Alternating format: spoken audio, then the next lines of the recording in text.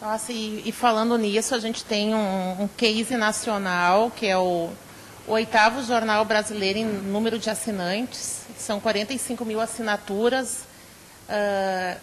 São, 45 mil exemplares de tiragem, sendo 95% assinantes.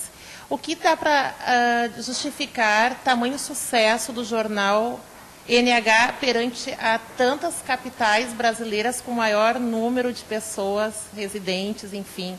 O que o senhor justifica tanto sucesso, seu Mário? Esse êxito do nosso trabalho tem muito a ver com os nossos valores, né?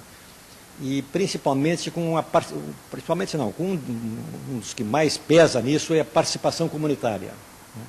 Realmente a participação comunitária que nós nos dedicamos desde a fundação do jornal, da empresa, ela nos vincula muito com a comunidade, com a região, né? E isso acaba se refletindo, então, nesses números que você apresenta. É um case nacional, o caso do NH, foi até objeto de uma reportagem há 10 dias atrás, no melhor jornal brasileiro de economia, que é o Valor Econômico, né, que é um dos melhores jornais do mundo, né. Esse jornal iniciou uma série de reportagens sobre os jornais brasileiros e começou essa série aqui conosco, aqui em Novo Hamburgo, né, vendo e divulgando o nosso trabalho, né. Se nós levarmos em conta que cidades como Curitiba, uma população muito maior que Novo Hamburgo, Fortaleza, Recife, Brasília, né, Goiânia, em suma, todas as demais capitais do Brasil, exceto São Paulo, Rio, Belo Horizonte e Porto Alegre, nenhuma dessas cidades do Brasil tem um jornal, incrível essa constatação, com um número maior de assinantes que Novo Hamburgo. Ou seja, então, Novo Hamburgo São Paulo, Rio, Porto Alegre, Belo Horizonte, é a quinta cidade brasileira em número de um jornal que tenha um número tão alto de assinantes, né? Isso foi conquistado, repito, devido a essa participação comunitária, esse envolvimento que nós temos, e que vem desde a fundação. Nós teríamos, assim, muitas campanhas, muitas ações que eu poderia divulgar, comentar nesse momento, e se quiser eu posso até mencionar alguma delas, né, se tivermos tempo para isso. Então vamos começar em 60, né, quando nós tivemos a iniciativa de convidar os prefeitos da região para um almoço e lançamos a ideia da criação da Associação dos Municípios do Vale do Rio dos Sinos.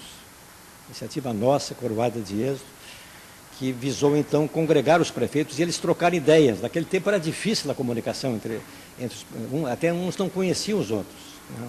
São Leopoldo com Novo Hamburgo, com Taquara, não se conheciam todos eles. E ali foi uma maneira então de conhecer e trocar ideias sobre a administração pública, né?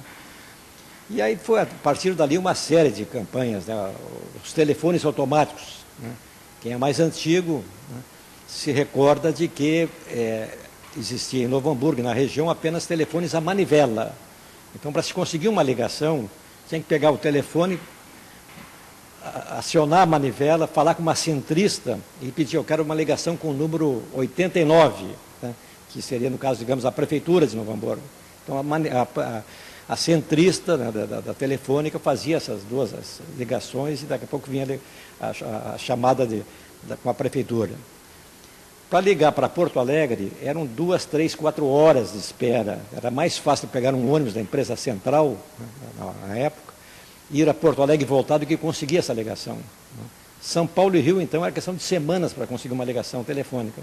E nós, então, tivemos a iniciativa de criar, fazer um movimento, visando criar uma empresa de telefonia, que é para resolver o problema. Na ocasião, o governador era o Brizola, e ele levou daqui a ideia e surgiu a criação da CRT, Companhia Rio Grandense de Telecomunicações, nasceu desse movimento de autofinanciamento dos telefones que nós lançamos aqui em Novo Hamburgo na década de 60.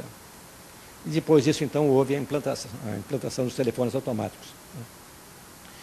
E assim, dezenas de ações que nós tivemos, na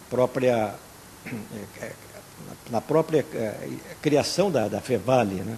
O prefeito Alceu Mosman constituiu um grupo de trabalho para estudar a viabilidade de uma de uma instituição de nível superior. Né? Nós fizemos parte daquele primeiro grupo de estudos, né? E depois apoiamos com toda a força na divulgação desse trabalho. A duplicação da 116, não era duplicada a rodovia até Porto Alegre, lutamos para a duplicação. A extensão do trem até São Leopoldo, em primeiro lugar, depois de São Leopoldo para cá, nós estivemos sempre juntos nessas campanhas, né? A criação de um comitê da Bacia do Rio dos Sinos. O primeiro comitê da Bacia do Rio dos Sinos foi criado aqui na região do Vale dos Sinos, uma reunião que foi promovida por nós, em São Leopoldo, com a presença do governador do estado, na época, Pedro Simão, né? E ali nasceu a criação dessa bacia, e depois, agora, mais recentemente, do Barco Martim Pescador, onde também sempre apoiamos essa iniciativa. Campanhas de alfabetização, né? Hoje, através de um trabalho muito forte que foi realizado, nós conseguimos que muitos municípios aqui da região alcançassem índices da Unesco de alfabetização, né? E assim por diante, a Rodovia do Progresso, que ainda não está iniciado o projeto, mas nós temos lutado muito por ela, né?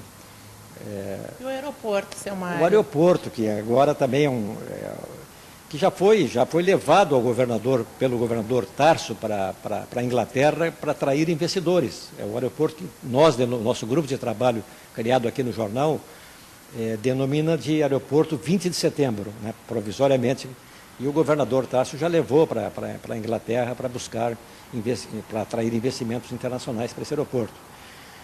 O Salgado Filho, que é o nosso atual aeroporto, tem uma área de 4 quilômetros quadrados. Nós estamos projetando um novo aeroporto com 25 quilômetros quadrados, ou seja, 6 vezes maior, né, do que o Salgado Filho.